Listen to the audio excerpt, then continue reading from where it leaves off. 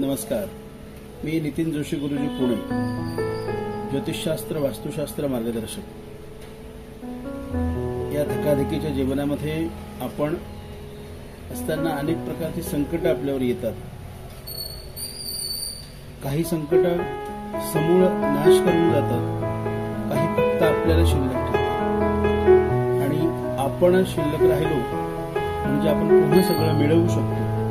अर्थहानी झाली तर फार काही बिघडत नाही, मनुष्यहानी झाली तर मात्र संकटाचं प्रमाण फार मोठं आहे असं समजतं.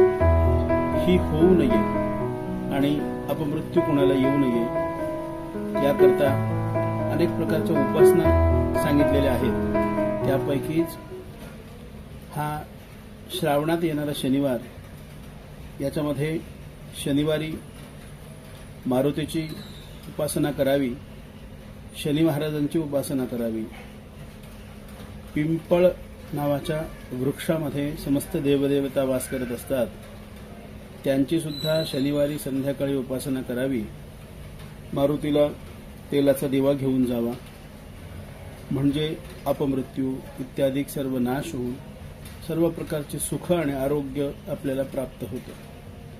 नीलांजन समाभासम रविपुत्रम यमाग्रजम छाया मार्तंड संभूतम तन्नमामी शनैश्चरम